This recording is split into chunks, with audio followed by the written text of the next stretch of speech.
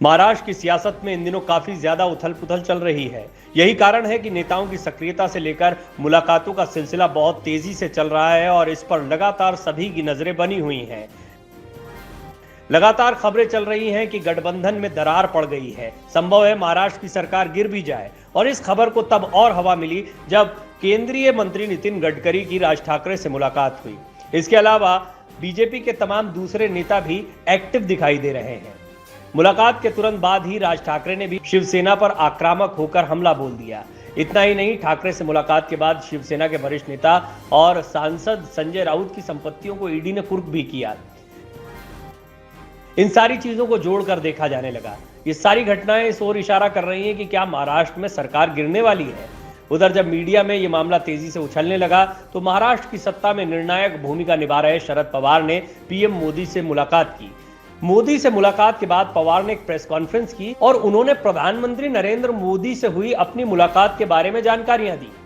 दरअसल उन्होंने कहा कि संजय राउत की संपत्ति कुर्क करना उनके साथ अन्याय है। पवार ने बताया कि मैंने पीएम मोदी से संजय राउत से जुड़े मामले में बातचीत की है। मैंने कहा कि जिस तरह से राउत की संपत्ति कुर्क की गई है वो अन्याय है। पवार ने कहा कि संजय राउत सिर्फ राज्यसभा सदस्य ही नहीं बल्कि पत्रकार भी हैं। उधर पवार के मुताबिक उन्होंने पीएम मोदी से पूछा कि संजय राउत के खिलाफ कार्रवाई की क्या जरूरत थी, क्या इसलिए उन पर कार्रवाई हुई कि वो आपकी सरकार के खिलाफ बोलते हैं या फिर लिखते हैं, इसलिए संजय राउत को टारगेट किया जा रहा है। हालांकि प्रेस कॉन्फ्रेंस में पवार ने ममता बनर्जी के द्वारा विपक्ष के नेताओं को एकजुट करने के प्लान का भी जिक्र किया और बताया, उन्होंने मुझसे कहा है कि हमें गैर भाजपा नेताओं से संपर्क करना चाहिए और भविष्य का एक्शन प्लान तैयार करना चाहिए। लेकिन ये तो इस पूरे घटना का एक हिस्सा है। दूसरा हिस्सा ये है कि मंगलवार को ईडी ने शिवसेना नेता संजय राउत की पत्नी वर्षा की 2 करोड़ की संपत्ति अटैच की थी। ईडी ने वर्षा के अलावा संजय के दोस्त प्रवीण राउत से जुड़ी 9 करोड़ की संपत्ति भी अटैच की थी। कुल मिलाकर 11 करोड़ की संपत्ति थी और यह मामला पात्रा चौल भूमि घोटाले से जुड़ा है।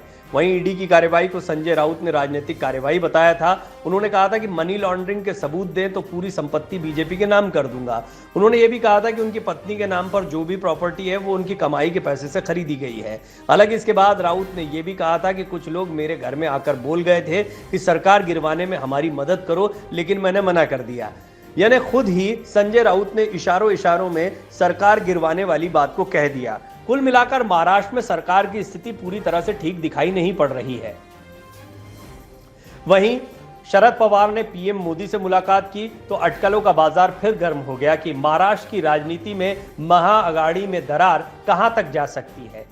राजनीति में कौन किसके साथ होगा ये कहना बड़ा मुश्किल है। एक समय पर शिवसेना बीजेपी का गठबंधन बहुत ही मजबूत गठबंधन माना जाता था और कांग्रेस से दूर दूर तक शिवसेना का सरोकार नहीं था, लेकिन आज शिवसेना उसी कांग्रेस के सहारे अपनी सरकार चला रही है।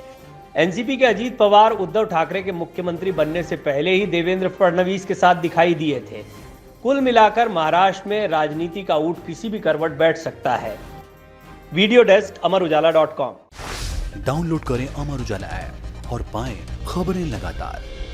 अगर आप ये वीडियो YouTube पर देख रहे हैं तो हमारे चैनल को सब्सक्राइब करें और बेल आइकन को दबाना ना भूलें। अगर आप Facebook पर ये वीडियो देख रहे हैं तो हमारे पेज को लाइक करें।